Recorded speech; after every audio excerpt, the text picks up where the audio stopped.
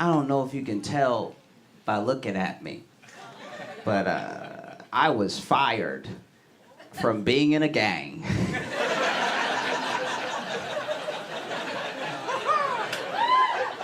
They kicked me out because I was too positive.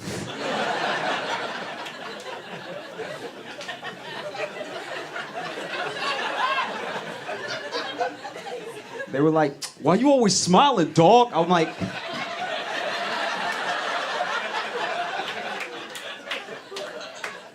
I mean, none of us are dead or in jail, and we're a gang.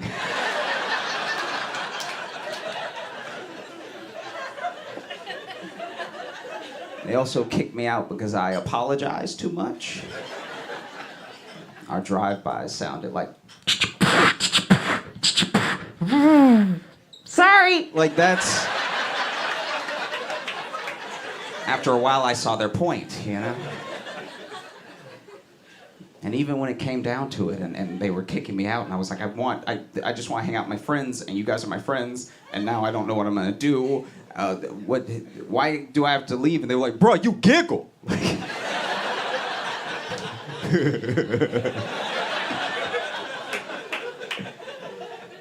You just like a bad influence, dog. You know what I mean? Like, you over here bringing in puppies and lemonade and like...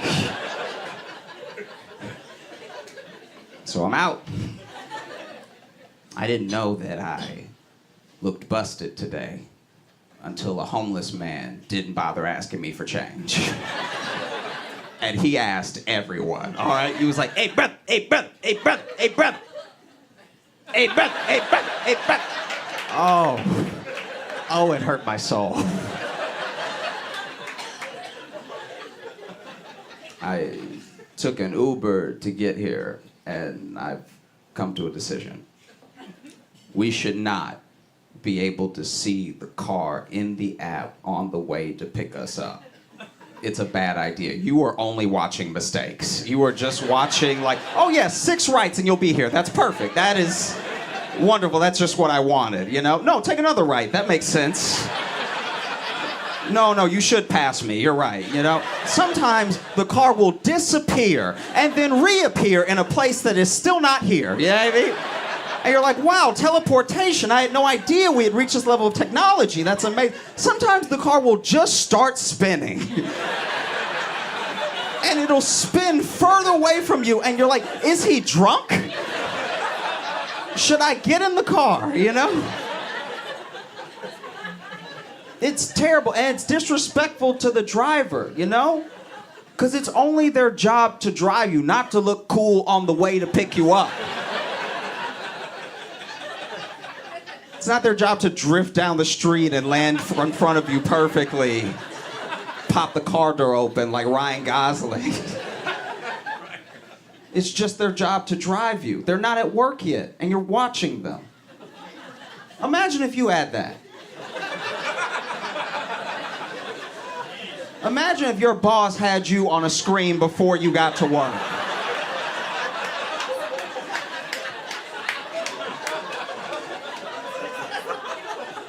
It's like, okay, this man know he late and he going to Starbucks. All right.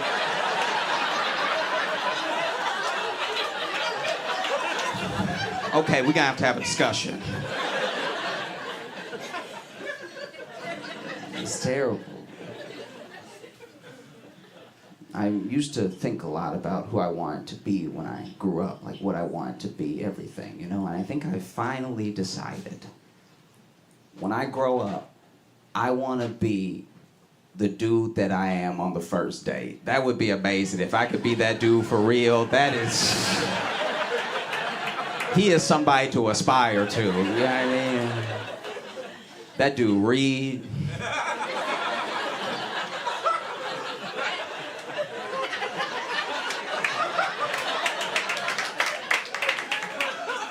He pulled chairs out for people. I don't even pull out the chair for myself. I actually stick my leg under the table and drag the chair out like an animal and then sit down in it. And he's got money. You know what I mean? Like, my second date's just... We We going through samples at Whole Foods while we learn about each other.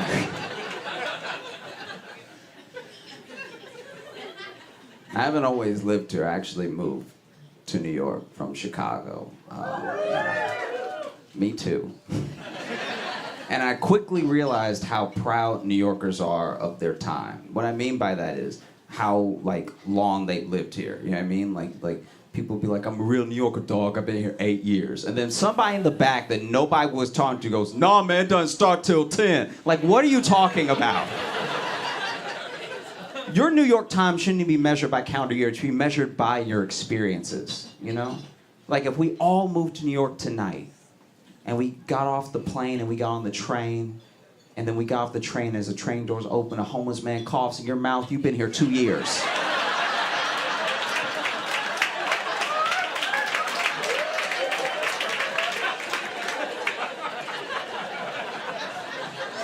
That's 2 full years right there.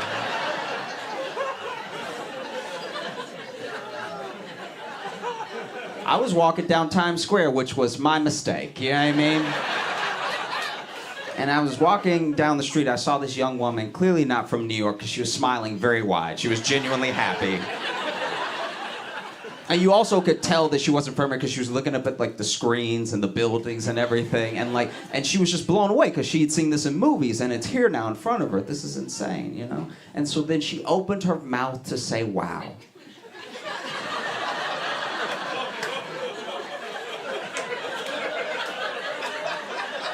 Everyone who laughed is from New York.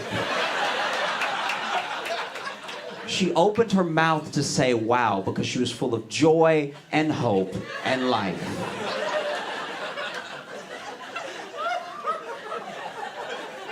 And as soon as she opened her mouth to say wow, a bag flew in her mouth. And it's like, yeah, that's what happens here, all right? Were you happy? New York notice, and it's in a dirty Walgreens bag to fly halfway in your head. Close your mouth and tuck your chin like an adult.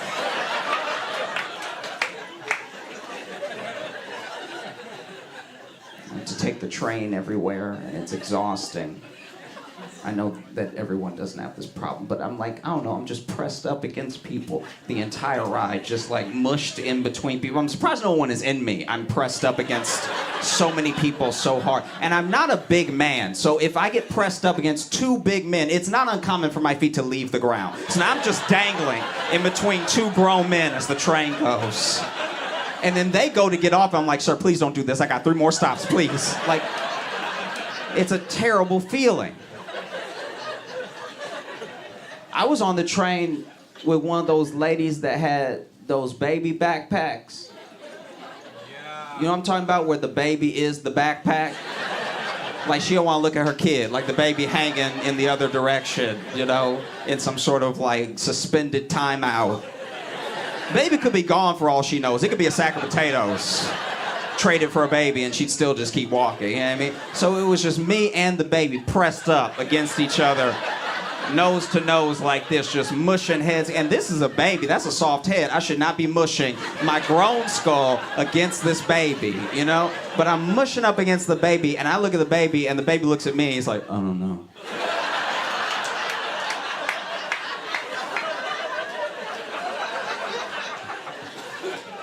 I don't know what you want me to do.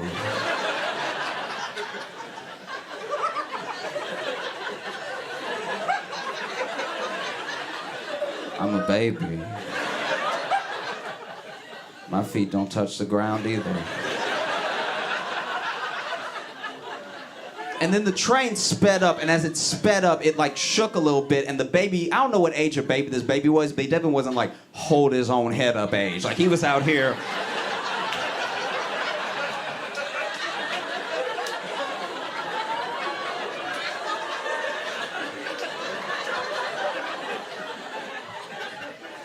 So then the train sped up and the baby went weightless, and for a split second his little foot went in my mouth, right?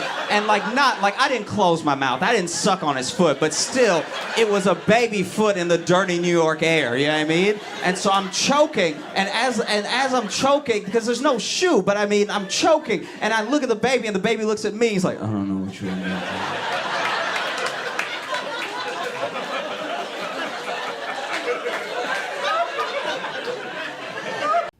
still sort of blows my mind.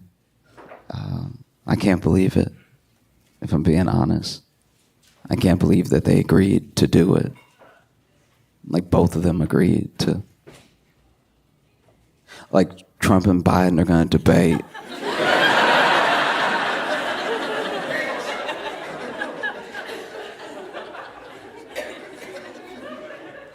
They both agreed to debate.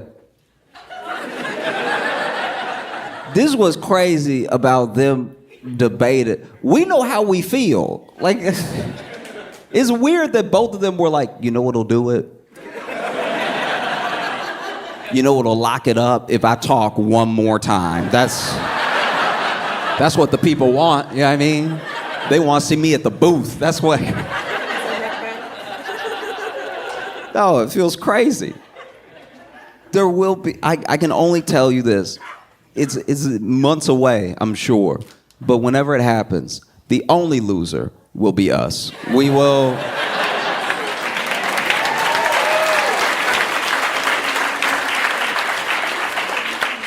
Both those dudes are gonna talk and interrupt. It's gonna be a hell show, and then everyone's gonna walk away like their dude won.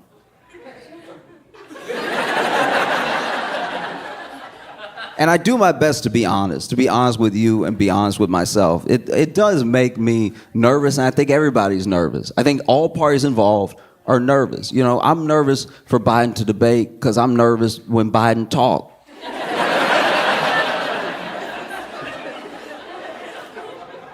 Don't be like that, you know.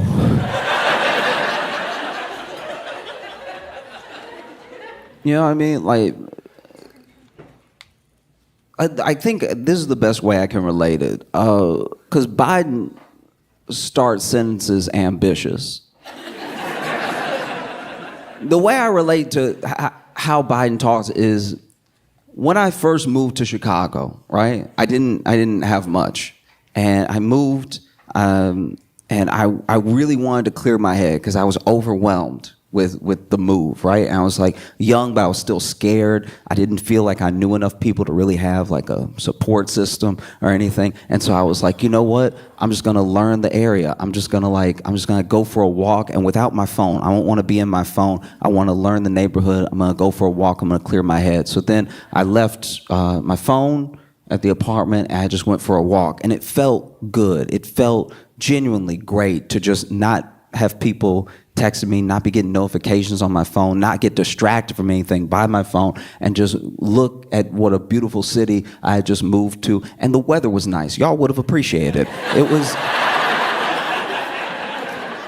was very sunny. All the white people were smiling at me. It was, you know, black people too, but just there's a certain, I don't know. And you know, after a while, you know, 10, 20 minutes, I don't know, I didn't have my phone. So I don't know how much time had passed, but I got to the point where I was like, all right, I'm feeling good, I feel better, let's go back. And I turned around and I was like, uh-oh. Because I had just moved to a new city, and I knew my address, but I didn't know much else. I don't know how many lefts I took, like I was just sort of following the sunlight.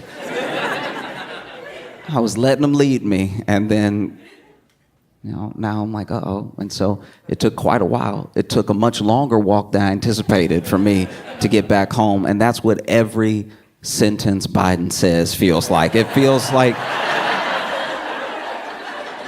because you can see when he ready. When he those first two words in, it's like when somebody try to run and they can't really run, because it's like he start off hard, and then by the middle, you can see in his eyes, he's like, oh, where was I?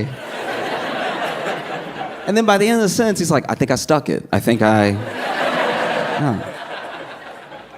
You know, so I'm nervous for Biden to talk, and I know Trump's team is nervous for him to talk, not just because this debate is gonna have certain stipulations, like they're gonna cut his mic if he goes over time. There's all this stuff. I think that genuinely Trump's team is like, he's finally gonna say it.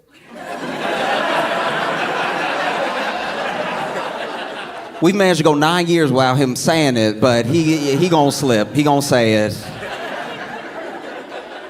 I don't think it'll even be in like reference to black people. He just gonna say it. But he gonna be talking about fruit or something, like even racist people will be like, huh. That's not how I use it. He's so creative. I will say, people go on and on about Trump being racist. That man is way more weird than he is racist. Trump's racism is like here. His weirdness is top notch. Because, I got to watch a lot of the news. For work, I have to watch a ton of news. I have to watch not everything because it's not humanly possible, but I have to watch things over again. I have to go back. I've watched so many of his rallies, right? I've watched a ton of rallies. And he has a thing at his rallies where it feels like a wrestling match. I can understand why people enjoy going. I do. I get it. Because it's politics for sport. Like, you know when to boo, you know when to cheer. It's theater, right? And he is good at it. We'd be delusional to pretend that he's not good at it, right? But every once in a while, even he won't know what should be next. Like, I was watching this rally where I think he was going on like immigration, then he was going on like finances and Wall Street and stuff, and then out of nowhere he just started talking about the water pressure in America. And you could tell people who had just been cheering were like, yeah, oh yeah, I guess. Nah, I mean, he's not wrong. I have felt that too. Like, I felt like this man was railing about immigration, and out of nowhere he's like, there's no like the shower don't hit. The toilets don't flush when you want them to flush. It take 3 flushes. This man literally was like, it take 3 flushes. What are we doing, people? The washing machine doesn't get the stains out. Like, it really was like this political thing that quickly turned into like how his day was going.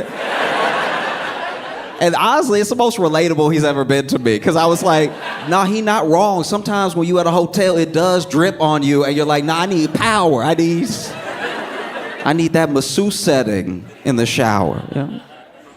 This has bothered me for a long time. And I know nobody cares because it's like barely topical anymore. But there's a case against Trump, one of many, right? There's a case against Trump with the classified documents. Now, a lot of people say that's going to get thrown out. A lot of these are probably going to get thrown out, right? But the classified documents case, I don't have proof. I like to think I'm not like a conspiracy theorist or anything, but for real, I don't have proof. So what I'm telling you is me just talking to y'all because we're friends, okay? So I'm just telling you what I think. I'm not telling you that like the prosecutor can even pull him up on this. I'm just saying that this is what I think, right? So the classified document, he basically, in case you don't know, took a lot of documents with him when he left the White House, right? And they went to Mar-a-Lago and retrieved a bunch of them. And they were in all sorts of different rooms. Like, they were in the closet. Some of them were in the bathroom. There's all this stuff like that. Now, the speech that he gave, the rally he gave that I was talking about before, was towards the end of his presidency. And I think this is what I think happened. He started bringing up the water pressure. I'm pretty sure he tried to flush documents that day.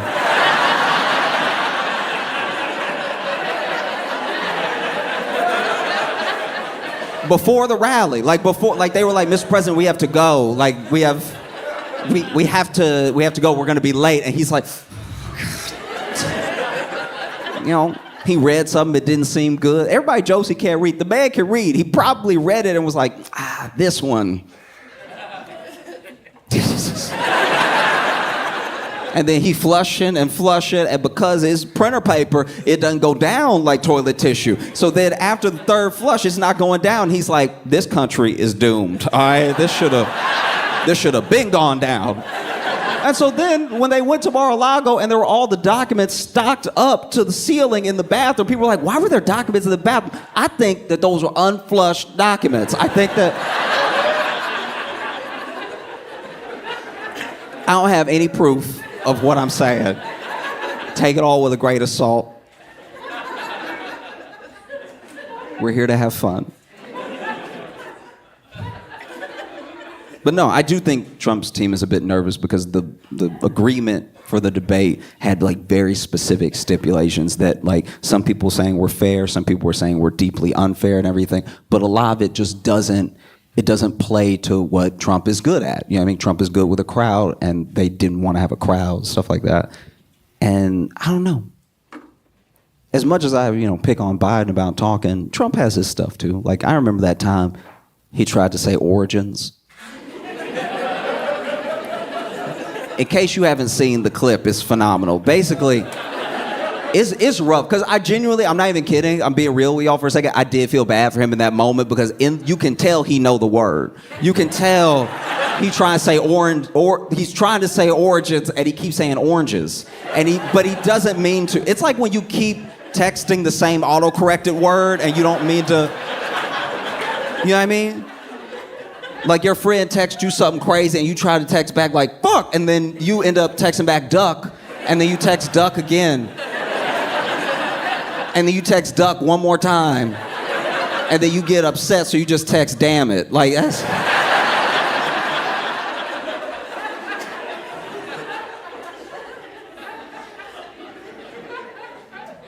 Because he knew the word. He really did. He was like, the oranges of it. And you can tell he got a little embarrassed because he know he on TV and everything, and so he tries to back up. He's like, the oranges. The oranges. It was like watching somebody with their phone, but in his mouth. He was like, and I was also like, he need to tell his mouth to act right, because I can tell his brain knows the word. Because he kept saying oranges. He's like, the oranges, the beginnings. Where it starts, the oranges, the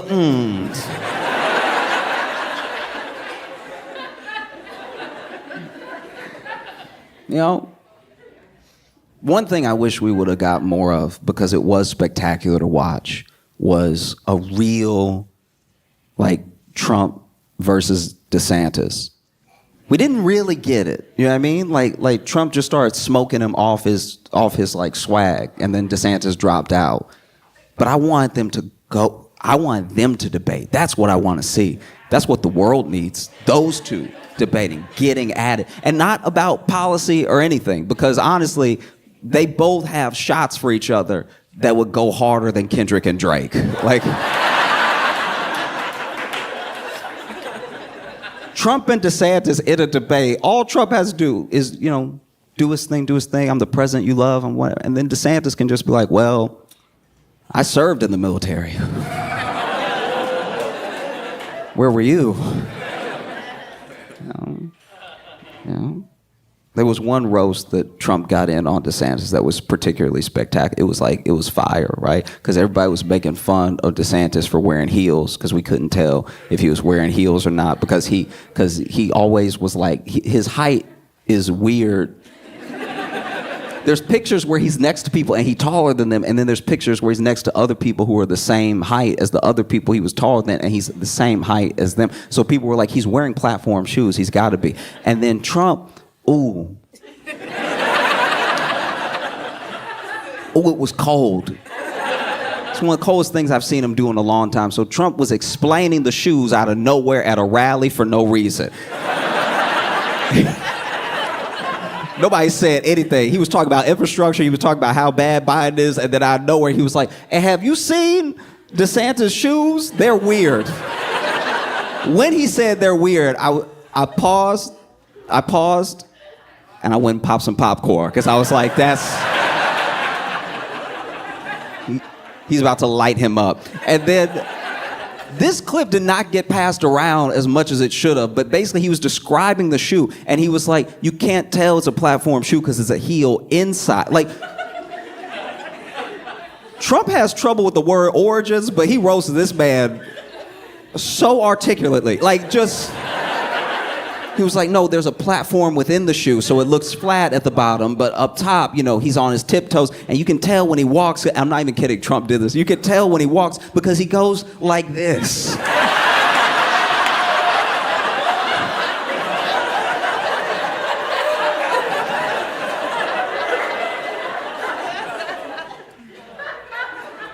Wow. Wow. That's my main thing with the debate too. Biden versus Trump debating. Again, we didn't get anything out of the last one that they did. You know what I mean? And I just think, okay, I do think it would be funny if, remember, we're here to have fun. It would be funny to be cool. It would be funny to me if during the debate, one of them died. Like that was, like that's.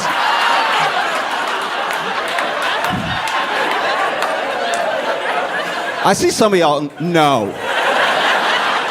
We're here to have fun. We're here to have fun. Don't do that. No.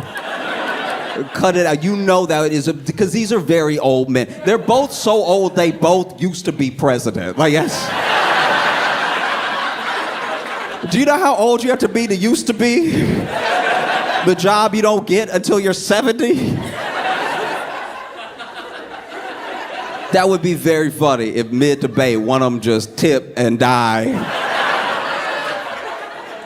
And then the other one's like, I rest my case.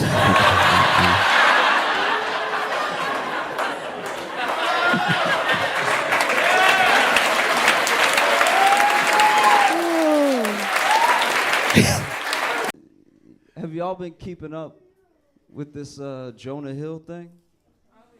Yeah, okay, no, okay. So real quick, if you don't know what it is, Jonah Hill's ex put out a bunch of his text messages to her while they were dating, and she was a surfer, she still is, and then they were dating while she was surfing, and it's him being like, why you gotta surf around men, and why you got, and she's like a surfer and a surf instructor, it's like, why you gotta surf with men, and why you gotta post pictures of yourself surfing in a bikini and all this stuff. So it was all this shit like that, right?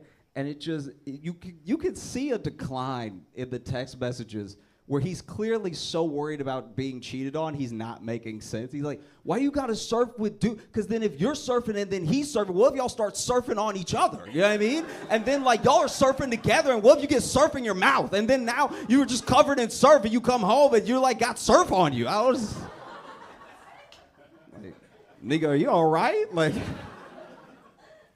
so there's been a lot of backlash about him being narcissistic and misogynistic and everything. And I think Jonah Hill committed a cardinal sin. He really did. Jonah Hill told a woman what to do while being an ugly motherfucker. Can't do that shit.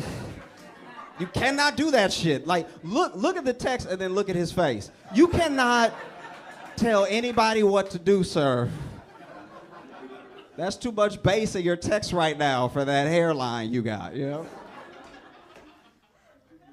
I'm not gonna lie, if John Hamm had sent those same texts, if John Hamm was like, I don't want you talking to any other men, you'd be like, okay, daddy. Like, yes.